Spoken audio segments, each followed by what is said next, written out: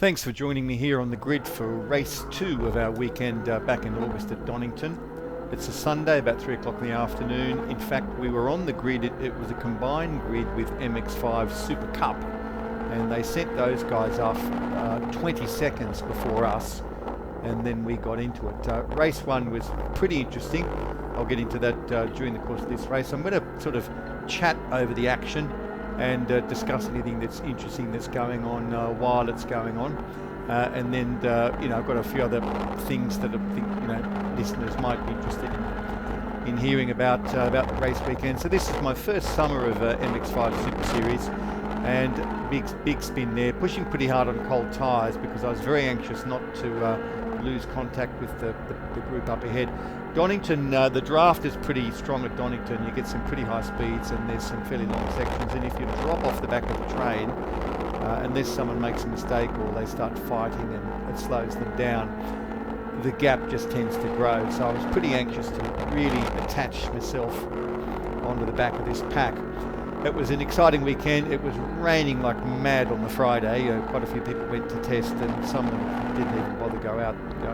They were aquaplaning about the place, and I sort of arrived thinking, will I try to maybe buy one session off somebody who paid for 3 and get involved, but in the end I was just seeking shelter from the rain. So race 2 here, I had a nice battle with a few people in race 1, and my pace just went off in the middle of the race, and it just wasn't happening for me, and then it seemed to come back to me a bit. And on reflection, I think in race 1 might have been to do with tyre tread block depth. This is the 4th race meeting I've done on the same set of tyres, so that's like 16 heat cycles, and there's not a whole lot of tread depth left. And I think what happens is the people with newer tyres, they come in and they heat up quite nicely and they have a bit of an advantage, and then as the race evolves, their tyres can potentially overheat a little bit, whereas mine are probably just coming on strong a bit later in the race because the tread block just isn't enough to generate the heat. Now, one of the drivers in the MX5 Super Cup group, which left 20 seconds ahead of us, he's a fair bit off the pace, and actually at the end of this lap, at the start of the following lap, it's a red car 54, and we end up actually closing on him and having a bit of a moment, so we'll talk about that at the time. It was a big weekend for mechanicking for me. We made some changes to front ride height, and my team boss reckoned it was a good idea, and then one of his guys showed me how to do it. So I actually got the C spanners out and made some ride height changes at the front of the car. The change was a bit too dramatic. Raising the front of the car made it very, very understeery, and I couldn't quite get on top of it, partly due to my driving style or partly getting used to how it was. So we went back 25% of the change we made, and for race 2 that made it a whole lot better, and I was the second quicker over a lap. My best lap was about a 1:57, and I tracked these lap time differences between myself and the winners each race weekend, and I was pretty interested to come back to Donnington and just see how I fared in terms of this is this red car 54 in front now, who's dropped off the pack and been swamped by us in Superseries already. I was pretty interested to see how, coming back to a track for the first time ever, because every track I've raced at has been brand new to me, and not having done any testing at all on the Friday, I'm literally learning the track during qualifying and just putting all that down to, well, I've paid the money, I'm going to see how I go, and I'm going to learn the track during quali and learn the track during race 1 and 2, and maybe by race 3 have a representative pace. Now, I'm watching this guy pretty carefully because I know what his pace is from qualifying, and I know also that it is not easy to keep him pinned through the crane of curves, although our tyres are getting warm now. And if you're going to have a little lift here, you do it now, and then you get back on the gas to keep the rear wheels heavy, but there's some funny stuff going on here. A touch of the brakes and bingo, that car's off into the scenery, and it's happened a couple of times in the same spot over the 3 races to that car. So I'm through and clean, but my caution has unfortunately meant I've dropped a fair way off that car in front. So on we march. Anyway, tracking my lap time differences, I was on my fastest lap. I was 2.8 seconds off the pace of the winner in Superseries over a much longer lap than the National Circuit. We're on the Grand Prix circuit here, which is good fun. I love the fact that we're coming here to race this full circuit, because this was where Senna did his most amazing start, one of the most amazing starting sequences of his whole career. If you want to look up, it was the European Grand Prix, and I think maybe 1991. And Senna just had this incredible opening lap in the wet. But anyway, it calculated back to about 2.5% off the pace. Not as quick as I was in Snetterton, where I managed to be 1.65% off the pace. And I think Snetterton's a little bit simpler circuit. It's long, fast straights, and we can all go fast in a straight line. And if we stay in the slipstream, that benefits a lot, probably to the tune of a second. Donnington's a bit more complicated. This final turn here is quite fun, but quite complicated. You're a little bit unsighted when you grab the braking marker. Slightly adverse camber. And I had a fantastic battle in race one with another driver who had the pace on me, and he was really clearly attacking me into the Melbourne hairpin and going to attack me into that one. So I sort of stayed middle and forced him to choose a less opportune line up the inside, and he ended up pirouetting across in front of me into the distance, and that made me smile a lot, that forcing him into a less favourable line, which is completely clean and within the rules. You've got to leave racing room, but you haven't got to leave the line that driver might have preferred. Really worked out quite well, and that was an interesting part of the battle. The pace was off a bit in race one, and when we went to check the car afterwards, it turned out that my cold air intake, the big round tube that feeds into the intake, had dislodged. So I was just sucking warm air from the engine bay rather than getting sort of cold air through a little megaphone that the system has. I think it's a Pipercross system that we use right down the front of the grille, sucking the air in. The faster you go, the more it gets sort of a bit of a ram air effect. So I didn't have the benefit of that in race one, and that didn't help me as well. It went okay, and it was fun.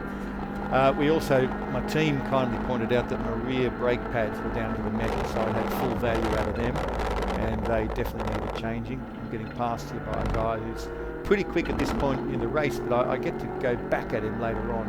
That was a nice pass into the chicane there, and you'll see a bit later on I almost get the same opportunity, but back out of it, which I'll explain when you see it. So there he goes. His car is now starting to get very, very oversteered.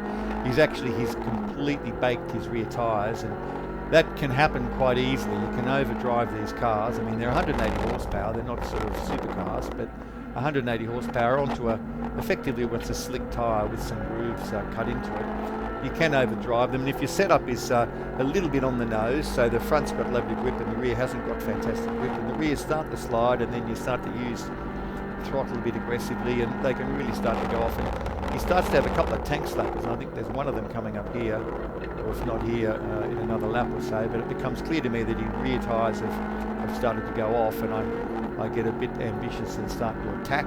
But this is good fun. I've got someone in the sights, and I'm racing, and I'm holding station with them. So a bit more mechanicking stuff.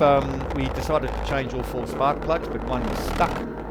So that was a bit of a drama. So I left that one in there, and I was all worried about the head having to come off and having to have the head remachined and things like that.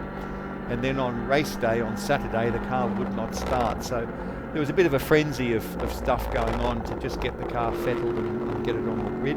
One thing that made me smile quite a lot was when the team had pointed out that my rear pads were just down to the metal. It made me laugh a bit, because mid-race and mid-stint, I'm moving brake bias around, feeling mega pro, but really instead of moving the retardation percentage from the front to the rear, all I was doing was increasing and reducing the front retardation, because there wasn't much happening in the rear at all. So equipped with some rear pads, I was excited and looking forward to getting into the action. The tyre thing, the guys in the team sort of look at me a bit funny and say, well, Dave, you don't seem to like buying tyres very much. But my mentality at this point is that I'm doing these races and I'm coming in 30 to 40 seconds behind the winner, and I'm ending up somewhere. I think the best result was a P8, and the worst results maybe like a P10 or P11 or something like that. And my mentality is, just attacking this driver in here, hoping to get a position. My mentality is that if I decide to get a bit luxurious about tyre allocation and buy a set of tyres every second race weekend, instead of coming 9th, I'm going to be coming 7th.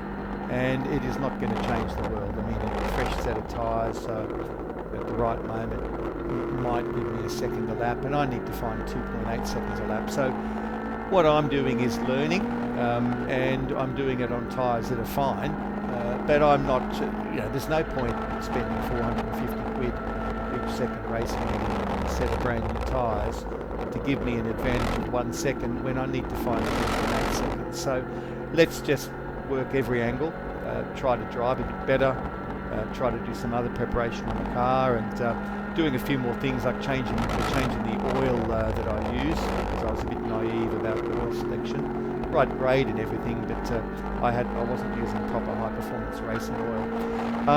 Now the keen-eyed who've watched previous videos of mine will see that I've now made a permanent home for my little Samsung phone, which is armed with Race Chrono, which is I guess a very effective poor man's version of a V-Box. The software's £19, and I've benchmarked this device's performance each time I've gone out, and on average it's good to within about 30 hundredths of a second, so a third of a tenth. Some laps it's good to within a couple of thousandths of a second, but the worst ever performance it did over the whole weekend at Donnington, it was 9 hundredths out, so less than a tenth. So it's accurate, always accurate to well within a tenth of a second. So it's a fantastic tool if you're in qualifying and you've set yourself a target time, or if you're trying something different in a lap, you're immediately getting the delta come up. So now I'm getting a chance to sort of close in on this car ahead, and I'm looking at him and the guy we mentioned before who was getting the pretty warm tyres. And I'm now starting to push a bit more aggressively, because I'm thinking, okay, he's coming back to me a little bit, and just now he has a big tank slapper. The rear's really let go there, and I probably should have been a bit more aggressive myself. Now, I think must have a car just behind me here, because I'm just sitting in there to just keep pushing. Oh no, I was waving at my family. My family were inside the infield in turn 1, and I'm pointing ahead saying, I'm attacking this car, and I'm trying to go forward. So just involving my wife and my 2 kids, and they're watching. So that's a bit of fun. So I'm attacking this guy. His tyres have gone off a little bit, so I've now got a whole new lease of life for this purpose. And this next sector here is going to give me some opportunity, because both through McLean's, which we're at now, and the next one, Coppice, you've got to trust your rear tyres a lot, especially Coppice here. You dive in, and he's quite cautious there, worried about the rear letting go. And if your rear, and there's a little bit of counter steering going on, you can see the rears are sliding, even though you can't see it much. So knowing that he's got a rear tyre problem, I knew I could just get a run on him here if I was more aggressive through McLean's and Coppice, and sure enough I have. And my car's straight line speed is fine. I just didn't, if I wanted to be really aggressive, I could have dived up the inside there, been late on the brakes and done a bit of a block pass. But, we're not racing for sheep stations here in MX5 Super Series. We're racing for fun, and I think a good race is when you come back and you haven't had any contact and haven't had any damage. And if his tyres continue to go off, I'll get to fight him again. Whereas squeezing through that the S's there, it's really not a great passing opportunity, and basically in terms of risk versus reward, I just decided to be the discretion be the better part of valour. So as we're chasing this guy now, we might just do a little bit of a talk about a lap around Donnington GP circuit. You might have noticed in Melbourne Hairpin, my rears are actually starting to go away a little bit now, courtesy of the chase. So this is turn 1, red gate. Braking mark is easy to spot, but I struggled in getting off the brakes really and carrying enough speed on the outrun there. Was never using enough of that rumble strip on the outside. Craner curves here, you're absolutely pinned here in 4th gear. About 107 miles an hour, about 169 kilometres an hour, and I'm wide, not because I want to be wide, it's just as tight as I can get it. I'm tending to keep 4th through there because I'm just as quick, but in this instance I think I downshifted to 3rd. Now coming up here to McLean's and Coppice, this is fun. You're pushing it pretty hard, and then it's a little bit tricky to spot the line properly. Through McLean's, the rear tends to want to step out a little bit, and there's a tiny bump as well. You can see a little correction. And Coppice here, this is a bit of a bravery corner. If you can get this line right and get the turn in point right, and I did okay there, and get back on it, you can carry good speed down. This is called Starkey Straight. And this was a significant overtaking opportunity. You saw me get past there once or twice, and we attempt to pass on the car in front. And now this is the S's, because we're using the full GP circuit, we go left here instead of right. They were very picky about track limits for the qualification. If you got on that green stuff that you just saw go by, you would have your lap disqualified. Down into the Melbourne Loop here, we're heading 145 kilometres an hour just before the braking zone, and braking quite late. It's about 91 miles an hour in the old money, and we've caught this red car to put another lap on him. And unfortunately, the guy I'm chasing just got through at a little bit more opportune moment, and he's doing his best to stay out of the way, but he's kind of there, and he's taking the best line for Goddard's. I've thrown it in for from a less opportune line with a bit less rubber, a bit more acute, and I've ended up having a little bit of a tank slap on myself to finish the lap. I think we've got a little bit of an improvement in picture quality here. I was mounting these GoPro clones that I use. It's called an SJ4000 cam. It's also functions exactly like a GoPro. It costs about 20% as much. And you can see the car in front of there. He used more of the road there. Actually got quite good pace through Redgate. But I found a much simpler way of mounting them once I realised that I can electronically control them just invert the picture. So let's see if I maintain. Yes, I held fourth that time through the old hairpin. It's a funny word for the old hairpin. When it's a corner, you can take in fourth. It's not a hairpin at all. But I was monitoring it on the race chrono and trying in quali and in the races whether or not grabbing third was any quicker through there or holding fourth. And I found actually holding fourth was just as quick through that sector. And as my advisor and team boss, James Tucker, who runs Tucker Racing, who I get to give a bit of help over the race weekends, he will generally, if in doubt about changing down, he will normally advise leave it in gear, because what he talks about is it's just an opportunity to make another mistake. If you grab third and if you grab fourth again, you've got a downshift, you've got an upshift, and you've just got opportunities to destabilise the car. But it did subconsciously leave me wanting to carry a lot of entry speed there to maintain revs, because coming through there in fourth, you're just a little bit under optimum revs. You're just probably at about 5,000 revs rather than probably 5.2, which is where you start to get some nice power delivery. One interesting local factor, I live near Cardiff in South Wales in the UK. We had a new guy, a new face turn up, a local Cardiff guy called Simon Hutchins, who seems like a nice bloke, and I was having a chat with Simon on the Friday while we sheltered in the rain, drinking cups of coffee in various places, and he wasn't quite sure how his pace was going to be, and I said, oh look, don't worry mate, wherever you end up, you'll end up racing someone, because there's a big spread of talent. Well, I didn't see Simon for dust. He qualified on the second row and got 3 podiums out of 3 races and won one of them. So as debuts go, not a bad debut. Now you can see a jet plane taking off there if you look up through my roll bar, and it made me think of R Factor 2 actually. You get these animations in the sim that I practice on, which is R Factor 2. You get these animations of planes taking off monotonously every time you come around. Well, it's like that at Donnington, because we're really on the edge of the East Midlands Airport, and the planes take off with monotonous regularity. So I did my practice for this track as I do most tracks in R Factor 2, driving the newly released Aston Martin GTE, which felt good and it was great practice, and you know, you're just not coming here completely cold. One of these days I'll throw a bit more budget at it, and I'll come on the Friday and I'll do some test sessions on the Friday to fettle the car and get up the pace, and you know, you use everything that I can do to improve my performance. So, summary and conclusion, how did it work out this weekend in Donnington? Yeah, it was fine. I mean, I didn't do anything outstanding, but looking at it, if I'd come here a few months ago, I'd have been panicking about the Super Cup, the very best drivers in Super Cup, and their cars are identical, but they use a lot more tyres than we do. They're putting a new set of tyres on every single race, and it's where the absolute fastest guys are, leaving no stone unturned. If they'd been getting a 20-second head start a few months ago on me at the beginning, I'd have been very worried about those guys lapping me. and they were half a lap away from me at the end. And I held the quickest guys in Superseries to within a sector, around 35-40 seconds. And the people that I was duelling with here for the wooden spoon at Donnington last October, my first ever race, I dropped them by 15-16 seconds over a race distance. So progress is coming, I'm getting quicker, having a good time, and thank you very, very much for joining me to have a bit of a look at Donnington. See you next time.